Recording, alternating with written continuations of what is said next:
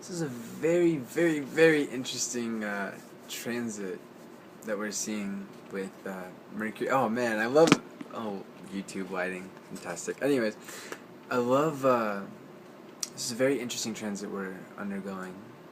We've just entered Mercury's just entered Gemini, my natal Mercury, and take it from me, I know this energy very well. I think that the next month is going to be seeing a lot more communication than the last month that we've been coming from when Mercury is in Taurus. We're going to be seeing a lot more breakdowns of barriers between people. And it's gonna be really interesting because of that sextile going on with Venus and Aries. Mercury moves faster than Venus, so I think that Gemini or Mercury should be out of Gemini before Venus is out of Aries. But man, it's really interesting that after the Sun and Venus have transited Uranus and Aries, now Venus has had its turn, or is rather having its turn right now. It's actually conjunct within 9 degrees of each other, Venus and Uranus and Aries. And so I think we're going to be seeing a lot of progress. You know, I've made a lot of videos recently, and especially with a lot of friends of mine, talking about the Grand Cross and talking about how these four planetary energies pulling at us in four different directions are affecting us. And I think that I felt it too. It was very important when the Sun and the Mercury, when the Sun and Mercury passed through and was conjunct Uranus and Aries.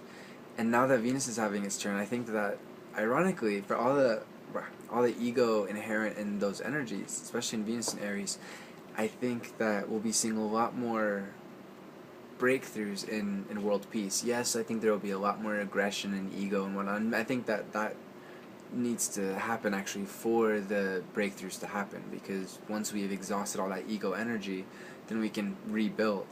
And especially since Venus is in the works, and ironically going to be opposite Mars, actually it already is, but it's going to be hitting its peak soon. Man, there's such energies rife for conflict, and yet rife for resolution as well.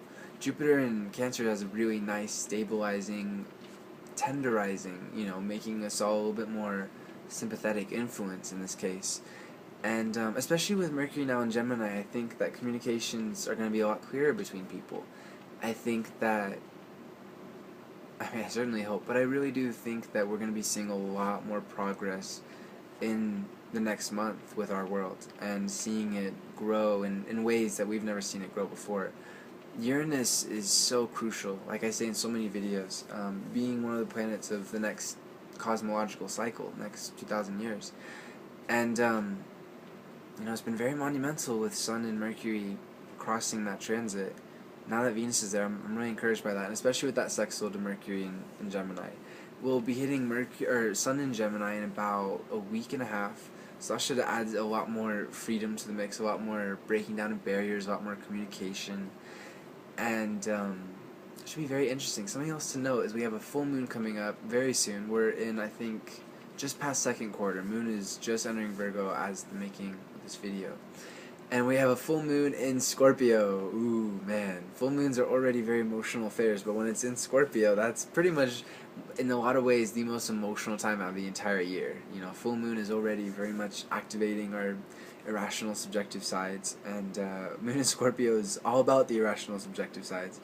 It's a great energy, it's also very challenging energy, of course, but all energies have that give and take. The positive element of this is, the challenging element first is we're going to be going through a lot of emotional changes. Yes, our minds will be working overtime to try and get all of our ideas out and to be communicating, to be moving forward. Hell, with Mercury and Gemini, it's one of the key times out of the entire year to organize our lives and figure stuff out, to learn, to move forward, especially since Venus is in Aries. It's a great boost to our egos, and that's a good thing. Egos are a very positive thing when we use them and we're not used by them. So that's going to be excellent. Man, that full moon it is going to push a lot of people to their emotional edge, their brinks, and it's going to test them. But you got to fall to be able to get back up, and to get back up even stronger. So, even if it's challenging, then relax and enjoy the next 2 weeks as the lunar cycle concludes. So right now it's all building up for basically this next full moon. And I think it'll be really good, especially since Saturn's there. It should be very interesting how people emotionally react, both on a microcosmic and a macrocosmic scale. Um,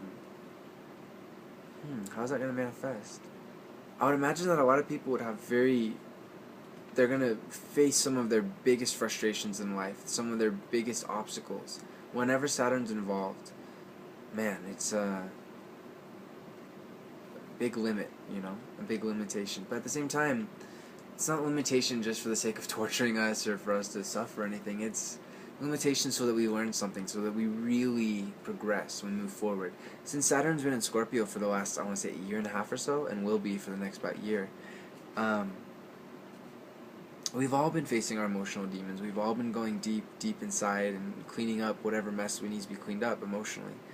Really healing, nurturing ourselves in ways that we didn't dare to do before. But now that Saturn's been in Scorpio, we've all been forced to look at our emotional selves, our deepest emotional selves, and reconciling that with all of our other needs, all of our other parts of our life, where we are in our lives.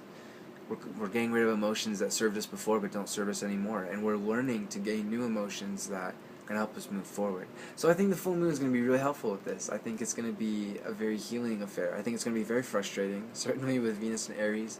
There'll be a lot of egos feeling very stifled, needing to get out, especially with that Uranus in the mix, and a lot of frustration felt because of obstacles in our way. And unfortunately that will lead to some people kind of lashing out with that scorpion sting. Ignore those people. Everyone who's negative towards another human being has totally lost sight of life. They're not in love with life anymore. It's frustrating. You can't be a happy person to spread sadness.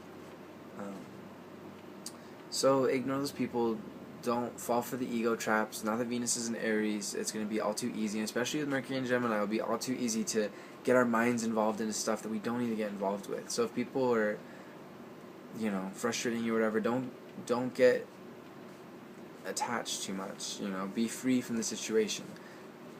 Be free from the conflict. There's no such thing as good unnecessary conflict. It doesn't solve anything. It's just ego battles, and it's just a waste of time and energies and whatnot. So especially with that opposition of Venus and Mars, all of us will feel that tug even more. But oppositions are wonderful things too. They're very mysterious. They present a lot of challenges, but a lot of gifts as well. And very much like conjunctions, I find, though conjunctions seem to be a little bit more on the gift side. Still though, there's definitely gifts to be gained from the grand cross that we've been experiencing, and even and especially Mars and Venus opposite each other. So let's see, I think that's pretty much everything I said. I just wanted to say a little thing about Mercury in Gemini, Venus in Aries, and this next month should be very interesting. Now that Jupiter is moving through Cancer, it'll be in Leo by September. I'm excited. I'll be experiencing my Jupiter return. I'm very happy. And a lot of art and music and typical Jupiter and Leo stuff is coming out, so that's nice. I'm working on that. Poetry and whatnot. So exciting. It's very exciting. And it's not just, exciting for my year of 91 and 90 and stuff. The entire world is going to be feeling this burst of energy as Jupiter goes into Leo. We all become a little bit more dignified. We all become a little bit more interested in making the world a better place through our own unique light, shining. And just being creative and acting with our heart and being generous. So it'll be wonderful. And already we're in good waters with Jupiter and Cancer. Yeah, the waters are very turbulent with that grand cross, but I don't see any kind of tsunami coming or anything. I know that Jupiter and Cancer is a wonderful energy. It's exalted, it functions really nicely. And so we've all been experiencing a kind of a boost in opportunities in awareness, an emotional awareness, but also just awareness about the world, about our place in it.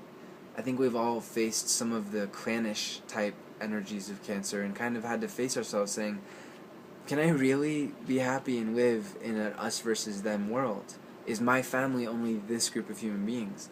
I see the next consciousness, the next mass movement consciousness is a global consciousness. And of course that's already happening with globalization and increased language learning and travel and everything like that.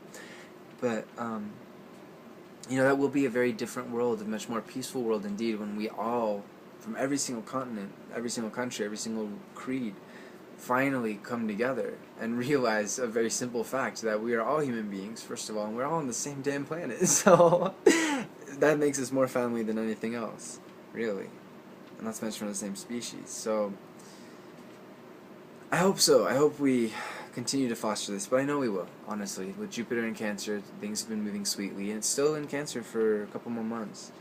And when it reaches Leo, I think the good trends will continue, definitely, as per world leadership and moving towards more progressive, more fair world with more justice. Where people can not only survive but thrive. Certainly hope so, in the very least, but I do see it moving forward. Again, a lot of tension with Grand Crosses, but so much reward too, and I'm really excited to see how it pays off in the next couple months. We'll see. So, namaste.